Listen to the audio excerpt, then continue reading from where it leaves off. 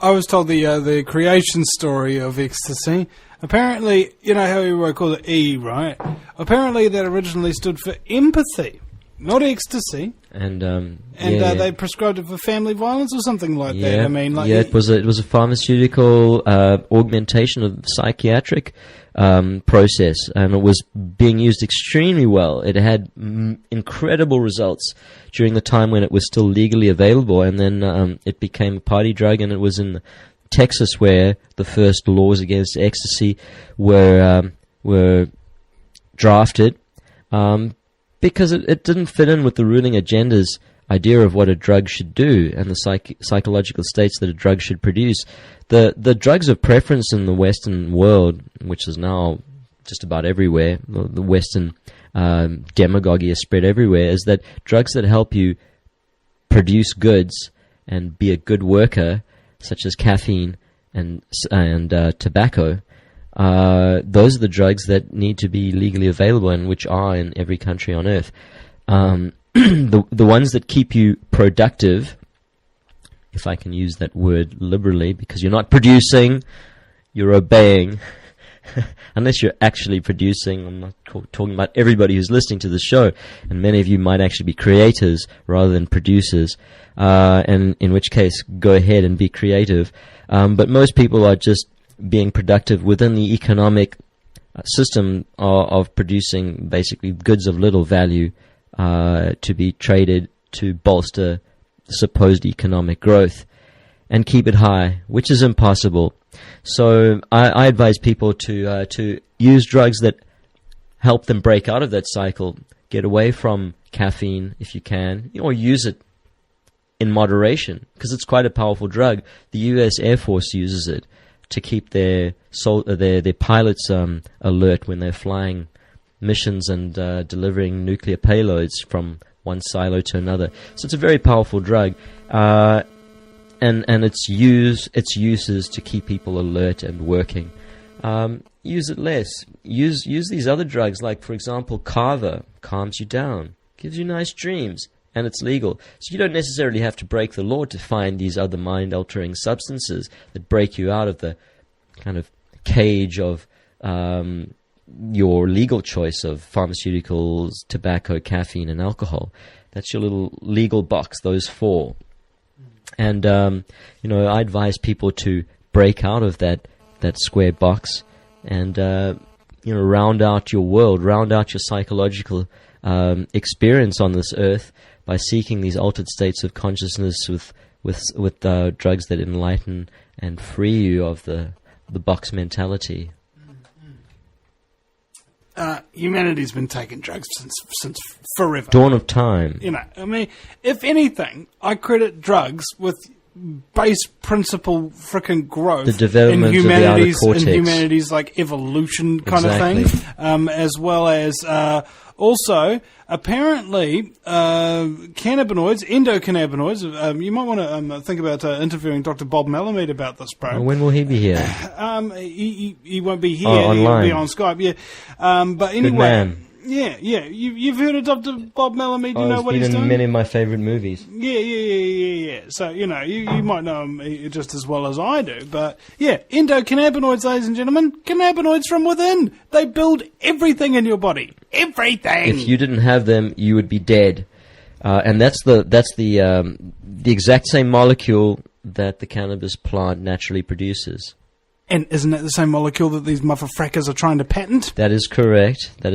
So, well, there are 60 known, possibly more now, variations on the cannabinoid molecule. So they are patenting specific variations for use in specific medical conditions, whilst at the same time denying that cannabis has any medical benefit, thereby enabling them to Schedule 1 it in their drug control regimen. So it's just, with one side of their mouth they're saying no medical benefits. With the other side of their mouth they're talking to their patent lawyers to make sure that you cannot use that particular molecule for your own benefit without going through them and paying them a tribute. Hold on a second. we own this molecule that has no benefit. So if you want any benefit from it, you can't have it yourself. You've got to come and pay us in order to give you the benefit from this molecule which has no benefit. Exactly. That makes a whole lot of sense.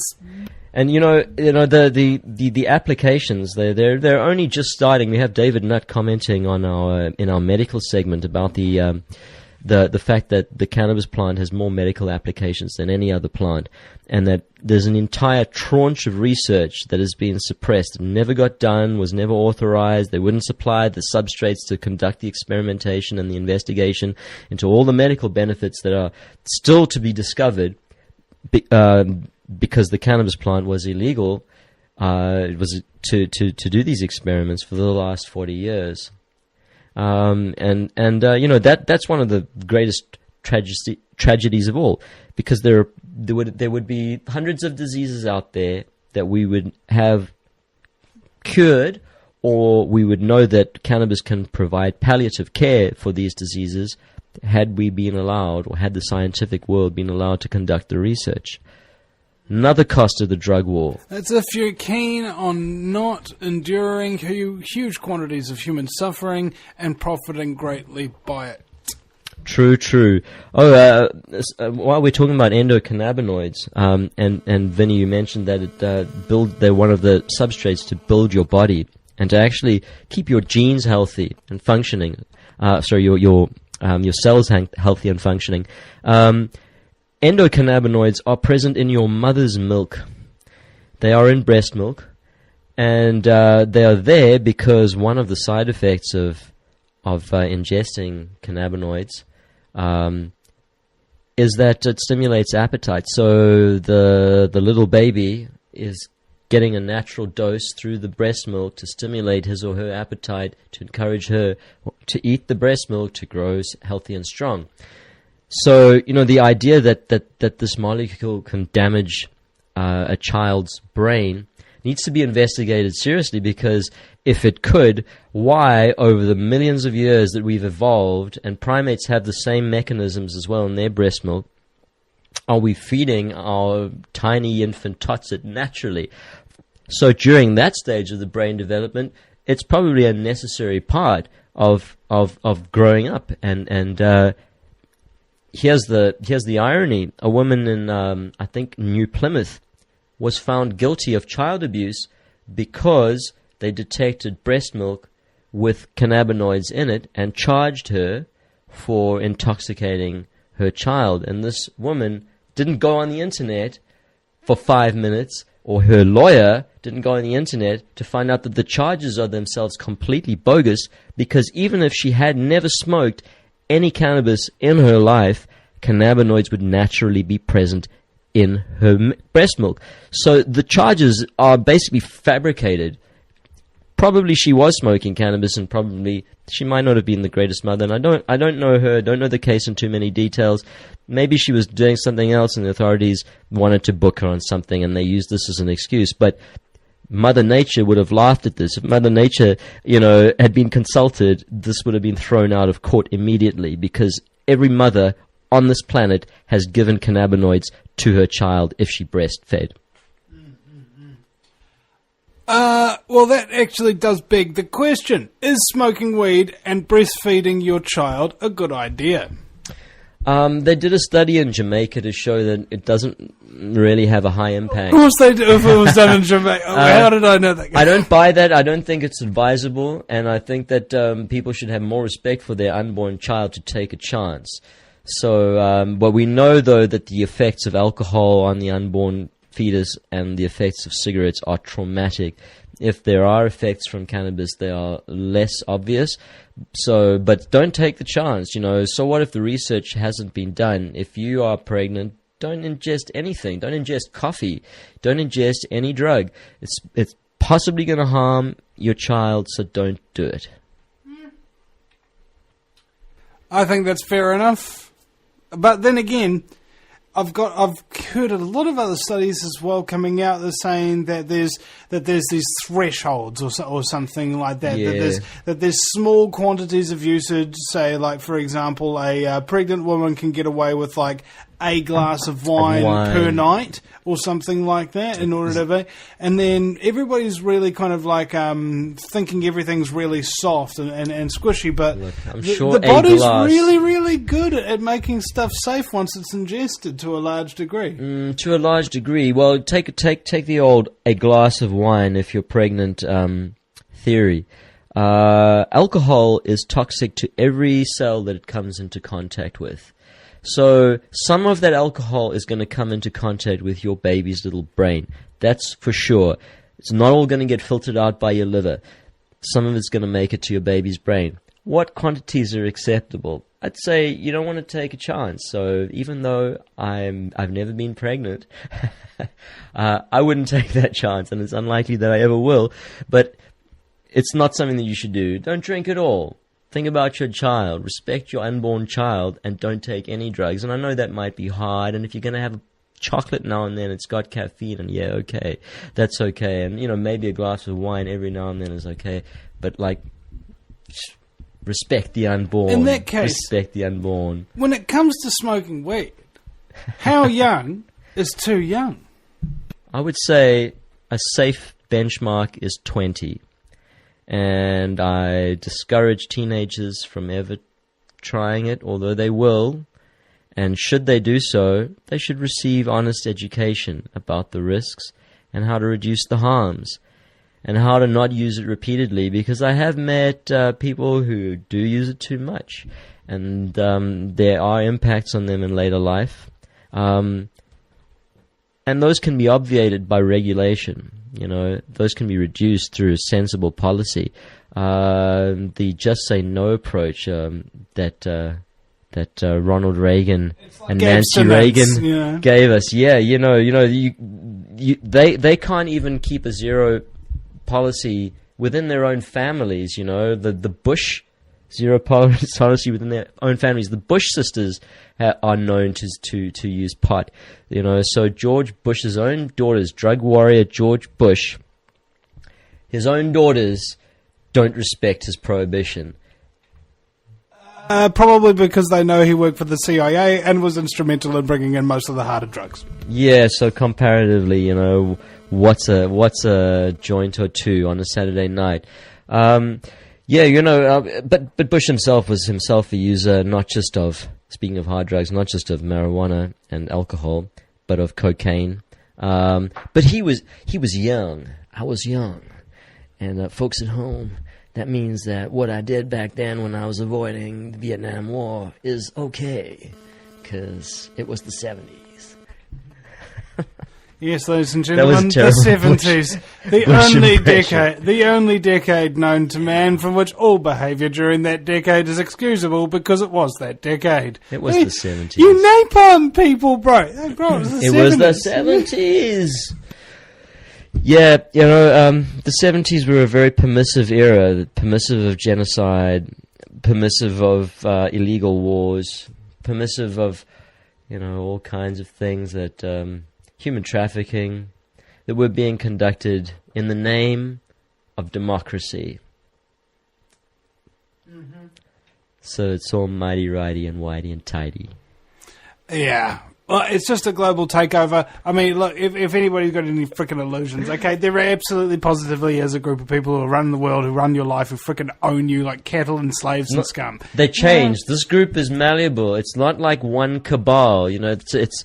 I think people believe that it's like always one group, but it's groups vying for dominance within the upper tiers of the hierarchy. I like what Ian Wishout's got to say about this. He says it's not conspiracy theory, it's convergence theory. Much like a shark attack, each shark has its own motivation, but they all got the same target: you. Exactly. Yep, sharks are deadly predators. I think that the way that these cold-blooded psychopaths operate is quite shark-like, in that a shark is driven basically by one thing: hunger. And in the case of a shark, it's hunger for meat or anything that it can digest. And in the case of our political elite, it's hunger for power. And it's an out of control system. You know, how humankind now has the technology for direct democracy. We have the internet, we have instant communication. We could actually be instituting a democratic system, a truly democratic system that's not dependent on voting. You're voting for a thing, an issue, an action, rather than a person who is then going to vote for the issue, and you have no control over how they actually vote on the day when the issue is brought forward in your parliament or wherever these laws, these actions are decided. Direct democracy through the internet, through other instant communication media, is completely achievable right now. It's merely the case that the ruling elite will never allow that system to be instituted or even tested, because once it is tested, it'll be so obviously more successful than the current way that we rule our countries. It'll replace the traditional system of governance within years. It worked in the Solomon Islands, I think, and I think their government was set up by large part by a New Zealander called Calvin Alp. And then, of course, the Solomon Islands got invaded by people who were funded by the New World Order. It's just, you know. Don't tell me more. I don't know about the Solomon Islands issue. Okay, you know, you pay a credit card in New Zealand, you know, 22%. The Solomon Islands, you can get 12% because they kick the banksters out. All right. You know, they've basically sussed it. And then they had all these gold mines and everything there, you know, lots of reserves, lots of money, all of that sort of stuff, totally self-sufficient. And then, of course, because they were having such successful workings with their direct democracy party, which got elected to power not too long ago, I think. Well, yeah, sets off a bad example. I don't have that. Yeah, well, you find that almost all governance, excluding Uruguay and some other fortunate countries, is based on economic growth. So as soon as the Solomon Islands decided to opt out of that system of supposed economic growth, they just hung a target on their backs. And it doesn't take long for the IMF or the World Bank or the IMO, the International Monetary Fund, to exert control over whatever it is that you're trying to achieve there and institute an agenda that suits them. And yeah, you know, like we're talking about who controls this planet. You know, all these bodies are themselves cooperating and competing. At any given moment, their allegiances can change, and you know, as those allegiances change, all kinds of geopolitical fallout just happens in the wake of those changes, you know, and who they are. Like, if I can identify some of the main ones, the Catholic Church is one of the main ones, or specifically the papacy. The Federal Reserve Bank is a huge one. The World Bank and all of the affiliates to the World Bank. The UN. Sometimes they're the Chinese government. Sometimes they're working in collusion, and sometimes they're competing. And you know, we as people on the street really don't know what they're deciding behind closed doors. The Bilderbergers, now it's out pretty much in the open that there is this cabal. Each of the members of the Bilderbergers is affiliated to another organization or multiple organizations in the background. So, you know, it's like Game of Thrones, but yeah, it's really happening, and they don't have magic, they have technology, which is the same as magic at the level at which they're using it. And they've got it in throes, you know, and even worse than that, they've got scumbaggery. They do. They have that on their side. The Machiavellian philosophy has proved to be extremely useful in the ascension to power and the winning of wars. And it doesn't say be a nice person and share. It says steal and lie and kill, poison your enemies, and pillage their wealth. That's essentially what humankind's ruling elite has been doing for the last several thousand years. That said, even though there's a system that's attacking everybody from every single direction, doesn't mean it's not a system that has everybody, one of us, attacking it from every single direction. No. Distraction and diversion are key parts of the system of control. If you can confuse the person who you're exploiting or subjugating into thinking that you are not his enemy, but somebody else who is your enemy is that person's enemy, then you can use that person's energies to destroy your own enemy, whilst stepping back and allowing the process to happen. All you need to do is to miseducate both parties. And we find that happening. I mean, that's been a system of colonial control since day one, for example, in Rwanda, where the Belgians miseducated the Hutus and the Tutsis into thinking that they were historically a master-servant. They held a master-servant relationship historically, which they never did. They coexisted, and the Hutus were turned into the clerics of the Belgian colonial government.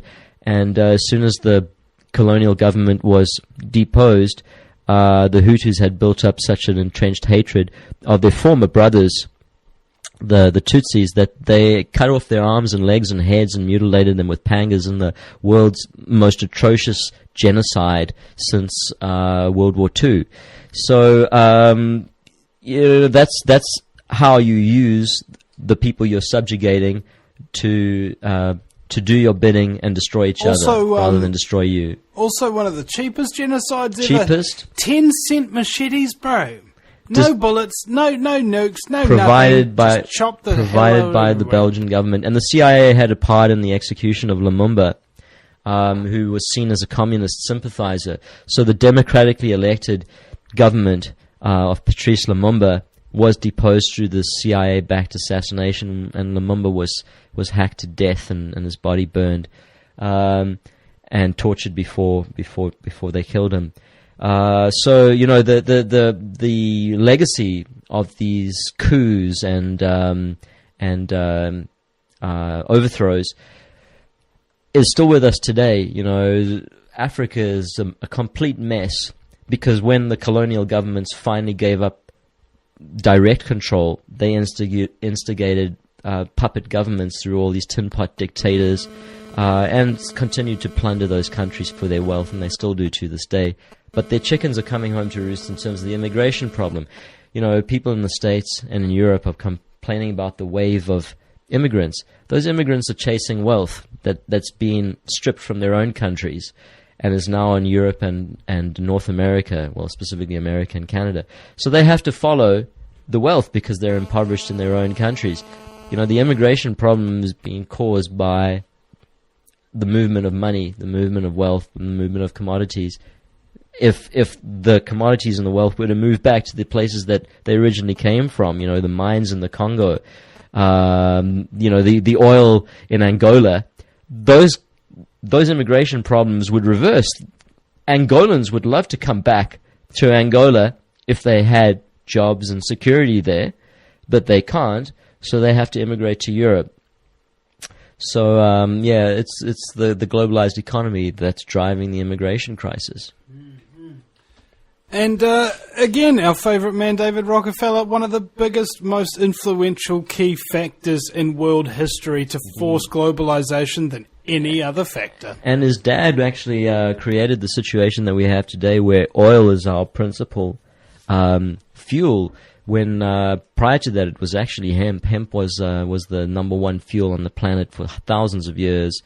You know, it basically was there at the cradle of civilization. One of the first plants that early agriculturalists grew was one of the first 5 plants in the Fertile Crescent where civilization was born, where the agrarian way of life, the settled way of life, replaced the nomadic life, and cities grew up around hemp fields, and paper was created out of hemp, and history was recorded.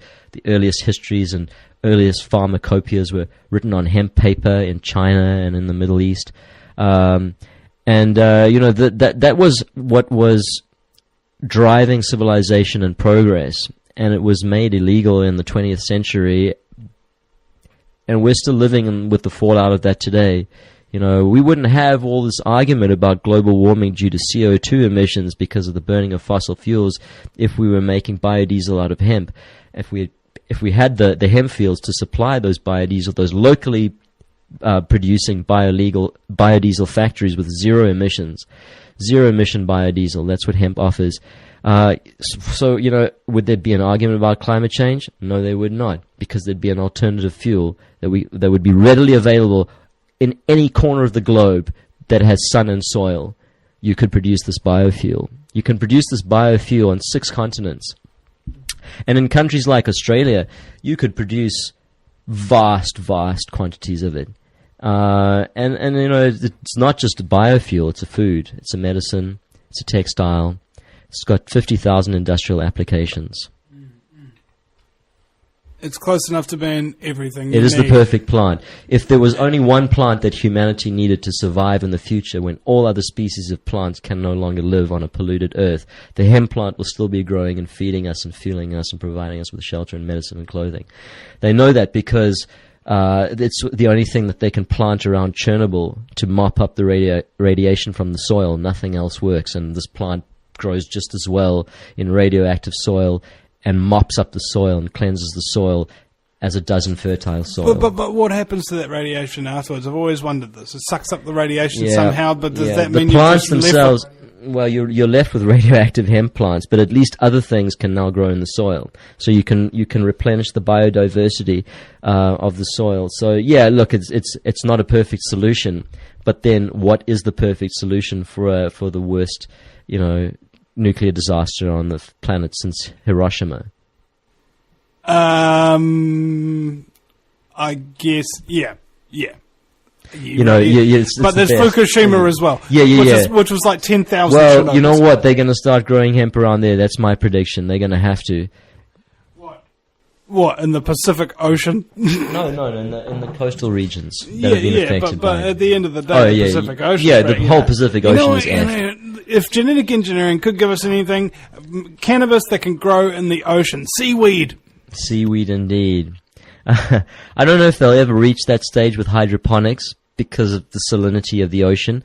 But, you know, definitely hydroponics has reached the stage now where we can produce absolutely perfect medicinal plants, and we can not only produce plants that are high in the molecules like THC, tetrahydrocannabinol. We can produce plants that are high in CBD, which don't have any associated psychoactive effects. They're sedative, they're tranquilizers, but not in the same sense that a Valium is.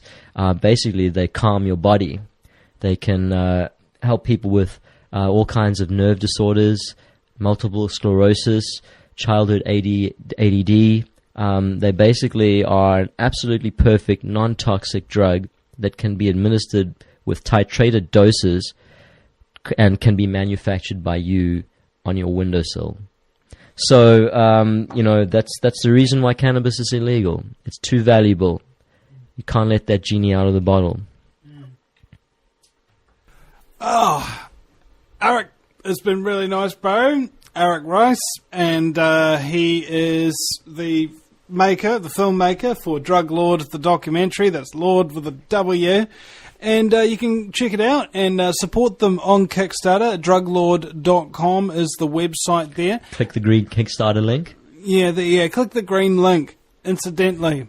And thank you very much, bro, for your time and your expertise and your efforts to expose a little bit of the vast spectrum of scumbaggery that's out there. It's quite noble. If they are the big tree, we are the small axe. Bob Marley. Indeed. Have a good time, ladies and gentlemen. God bless. Thank you very much for listening. Good night.